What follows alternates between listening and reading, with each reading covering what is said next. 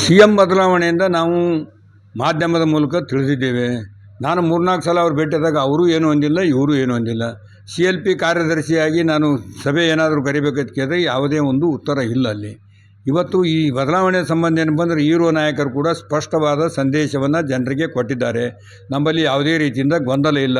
High command ಏನು ಹೇಳ್ತಾರೆ ಅದನ್ನು ನಾನು ಕೇಳ್ತೀನಿ, ಶಿವಕುಮಾರ್ ಅವರು ಕೇಳ್ತಾರೆ ಅಂತ ಹೇಳಿದ್ದಾರೆ. ಶಿವಕುಮಾರ್ ಕೂಡ ಹೇಳಿದ್ದಾರೆ, ಹೈಕಮಾಂಡ್ ನಿರ್ಧಾರಕ್ಕೆ ನಾವು ಇಬ್ಬರು ಬದ್ಧರಾಗಿದ್ದೀವಿ. ನಮ್ಮ ನಾಯಕರು ಸಿದ್ದರಾಮಯ್ಯ ನೇತೃತ್ವದಲ್ಲಿ ನಾವು ಸರ್ಕಾರ ನಡೆಸ್ಕೊಂಡು ಬಂದಿದ್ದೀವಿ. ಪಾರ್ಟಿಗೆ ಭಾಳ ಅವಶ್ಯಕವಾಗಿ ಬೇಕಾಗಿರ್ತದೆ ಅವರು ಹೇಳಿದ್ದಾರೆ. ಇಂಥ ಇದರಲ್ಲಿ ಯಾವುದೇ ಗೊಂದಲ ಸೃಷ್ಟಿ ಮಾಡೋದರ ಅವಶ್ಯಕತೆ ಇಲ್ಲ.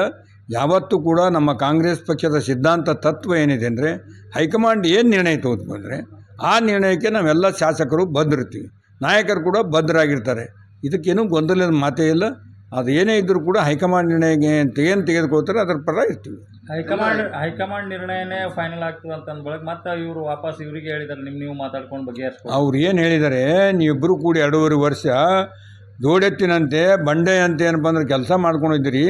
ನೀವಿಬ್ಬರು ಮೊದಲೇನಪ್ಪ ಅಂದ್ರೆ ಮಾತಾಡ್ಕೊಂಡು ಬರ್ರಿ, ನೀವು ಏನೇ ಇದ್ದರು ನಮ್ಮ ಮಾತನ್ನು ಬರ್ರಿ ಅಂತ ಹೇಳಿ ಅವ್ರ ಮನೆಗೆ ನಾಷ್ಟ ಕರೆದಿದ್ದಾರೆ. ಹೋಗಿದ್ದಾರೆ ಶಿವಕುಮಾರ್ ಇವತ್ತು ನಾಷ್ಟ ಮಾಡಿ ಡೆಲ್ಲಿ ಕರೆದ್ರೆ ಡೆಲ್ಲಿಗೆ ಕೂಡ ಹೋಗ್ತಾರಲ್ಲಿ. ಹೈಕಮಾಂಡ್ ಏನು ಹೇಳ್ತಾರೆ ಬಂದು ಹೇಳ್ತಾರೆ ಸಂದೇಶ. ವಿರೋಧ ಪಕ್ಷದವ್ರು ಬರೀ ಕಾಲ ಹಗರಣ, ವಿರೋಧ ಪಕ್ಷದವ್ರು ಸುಮ್ಮನೆ ಮಾತಾಡ್ಲಿಕ್ಕೆ ಅವ್ರು ಬಾಯಿ ಅದ, ಅವ್ರ ಬಲ್ಲೇ ಇಂಥವೆಲ್ಲ ಗೊಂದಲ ಯಾವತ್ತು. ಅವ್ರಿಗೆ ಕಡೆ ಅದು ಕುದುರೆ ವ್ಯಾಪಾರ ಮಾಡಿ ಮಿನಿಸ್ಟ್ರಿಗೆ ಎಳ್ಕೊಂಡು MLAಗಳು ಎಳ್ಕೊಂಡು ಸರ್ಕಾರ ರಚನೆ ಎಂದಾದರೂ ಬಹುಮತದಿಂದ ರಚನೆ ಮಾಡಿರ್ತಕ್ಕಂಥದ್ದು ಉದಾಹರಣೆ ಇಲ್ಲ. ಅವ್ರ ಬಲ್ಲಿ ಮಾತಾಡ್ತಾ ಇರ್ತಾರೆ. ಅವ್ರಿಗೆ ದಕ್ಷಿಣ ಮತಕ್ಕೆ ತಾವು ಸ್ಪರ್ಧೆ ಮಾಡಿ ಗೆದ್ದಿದ್ದೀರಿ, ಹಲವಾರು ಚುನಾವಣೆಗಳು ಎದುರಿಸಿ ಬಂದಿದ್ದೀರಿ. ಅದು ಹೈಕಮಾಂಡ್ ನಿರ್ಣಯ ಆದಮೇಲೆ ರೀಶಫಲ್ ಏನಾದರೂ ಮಾಡ್ತಕ್ಕಂಥ ಸಂದರ್ಭದಲ್ಲಿ ಆ ಪ್ರಯತ್ನ ಗೊತ್ತಾಗ್ತದೆ, ನೋಡೋಣ ಹೇಳ್ತೀನಿ. ಹಾಂ 100% ಈಗ ನಾನು ಆಯ್ಕೆ ಮಾಡೀನಿ. ಮಂಡಲ ಪಂಚಾಯತ್, ಜಿಲ್ಲಾ ಪಂಚಾಯತ್, ತಾಲೂಕ್ ಪಂಚಾಯತ್, MLC MLA ಆಗೀನಿ. ಬೇಕಾದ್ರೆ ಕೊಟ್ಟರು ಮಿನಿಸ್ಟ್ರಲ್ಲಿ ಯಾವುದೇನು ಹೈಕಮಾಂಡ್ ಏನು ನಿರ್ಣಯ ಮಾಡ್ತಾರೆ ಅದಕ್ಕೆ ಬಂದು ಈಟೆ ಕೊಡಪ್ಪ ಅಂದ್ರೆ ಈಟೆ ಕುಂದಿರ್ತೀವಿ. ಮಿನಿಸ್ಟ್ರ್ ಕೊಡಪ್ಪ ಮಿನಿಸ್ಟ್ರ್ ಆಗ್ತೀನಿ. ಸರ್ ಮೊನ್ನೆ ತಾನೇ ಕೇಳಿ ಬಂದಿದ್ದು ಹೇಳಿಕೆ, ಎಲ್ಲಿನೂ ಕೂಡ ಹೇಳಿಕೆ ನಾವು ಕೇಳಿಲ್ಲ. ಎಲ್ಲ ಮಾಧ್ಯಮದ ಹೇಳಿಕೆಗಳು. ಅದ್ರ ಬಗ್ಗೆ ನಾನು ಹೆಂಗೆ ಪ್ರತಿಕ್ರಿಯೆ ಮಾಡಿ ನಾನು ಹತ್ತಿರದಿಂದ ನಾಯಕರ ಜೊತೆಗಿರ್ತೀನಿ. ಯಾರೂ ಏನೂ ಈ ನಮ್ಮನೆ ಮಾತಾಡಿಲ್ಲ. ಈ ಪ್ರಶ್ನೆನೇ ಬರೋಂಗಿಲ್ಲ. ಸರ್ ಕೇಂದ್ರ ಬಸ್ ನಿಲ್ದಾಣದ ಎದುರುಗಡೆ ಭಾಳಷ್ಟು ಅದು ರಸ್ತೆ ಹಾಳಾಗಿದೆ ಸರ್. ಅದ್ರ ಬಗ್ಗೆ ತಾವು ಸುಮಾರು ಚರ್ಚೆ ಕೂಡ ಮಾಡಿ ಟೆಂಡರ್ ಆಗಿದೆ ಅಂತ ಹೇಳಿದ್ನಲ್ಲ, ಹೀಗೆ ಟೆಂಡರ್ ಆಗಿದೆ.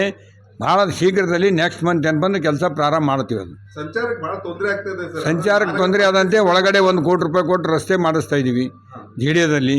ಅಲ್ಲಿಂದ ಬಸ್ ಬಿಟ್ಟು ಆ ಕಡೆಯಿಂದ ಹೋಗುವಂತೆ ಮಾಡ್ತೀವಿ.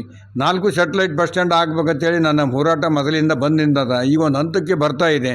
ಆ 4 ಸ್ಯಾಟಲೈಟ್ ಬಸ್ ಸ್ಟ್ಯಾಂಡ್ ಆದಂಗೆ ಹೊರಗಡೆ ಬಸ್ ಹೋಗ್ತವೆ, ಇಲ್ಲಿ ತೊಂದರೆ ತಪ್ತದೆ. ಅಲ್ಲಿವರೆಗೂ ತಪ್ಪೋದಿಲ್ಲ. ಇದು ಇವತ್ತಿಂದನೇನೇನಿಲ್ಲ, ದಿಢೀರ್ನೆ ಬಗೆಹರಿಸ್ತಕ್ಕಂಥ ಸಮಸ್ಯೆ ಅಲ್ಲ. ಅದು 100% ನಮ್ಮ ಕೈ ಮೇಲೆ ಬಗೆಹರಿಸ್ತೀನಿ ಅಂತಕ್ಕಂಥ ಆತ್ಮವಿಶ್ವಾಸ ನನಗಿದೆ. ಬರುವ ತಿಂಗಳು 5ನೇ ತಾರೀಕು ಅದ್ರ ಬಗ್ಗೆ ತಾವೇನು ಹೇಳ್ತೀರಿ? ಅಭಿಮಾನಿಗಳು ಮಾಡಬೇಕಂತ ನಾನು ಅಭಿಮಾನಿಗಳಲ್ಲಿ, ಸಾರ್ವಜನಿಕ ಬಂಧುಗಳಲ್ಲಿ ಕಳಕಳಿ ವಿನಂತಿ ಮಾಡಿಕೊಳ್ಳೋದೇನೆಂದರೆ, ಈ ಸಲ ಭಾಳಷ್ಟು ಅತಿವೃಷ್ಟಿ, ಹೆಚ್ಚಿನ ಒಂದು ಮಳೆ, ಮೇನಲ್ಲಿ 3 ಸಲ ಮುರಿದು ಬಿತ್ತಿ ಬರ್ತಕ್ಕಂಥ ಪರಿಸ್ಥಿತಿ. ಇಷ್ಟೊಂದು ಕಷ್ಟ ಪರಿಸ್ಥಿತಿ ರೈತರಿಗೆ ಯಾವತ್ತೂ ಬಂದಿಲ್ಲ.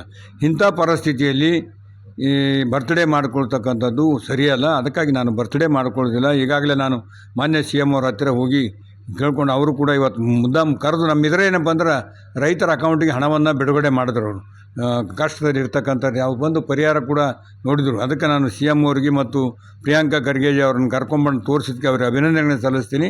ರೈತರು ಕೂಡ ಯಾರೂ ಕಂಗಾಲಾಗದೆ ನಿಮಗೆ ಯಾವುದೇ ರೀತಿಯಿಂದ ನಮ್ಮ ಸರ್ಕಾರ ಕೈ ಬಿಡೋದಿಲ್ಲ ಅಂತಕ್ಕಂಥ ಸಂದೇಶ ಕೊಡ್ತೀನಿ. ದಯಮಾಡಿ ಏನಪ್ಪ ಅಂದರೆ ಯಾರೂ ನಮ್ಮ ಬರ್ತ್ಡೇಗೆ ಆಡಂಬರದ ಖರ್ಚು ಮಾಡಬಾರ್ದು ಅಂಥೇಳಿ ಈ ಮೂಲಕ ವಿನಂತಿಸ್ತೀನಿ.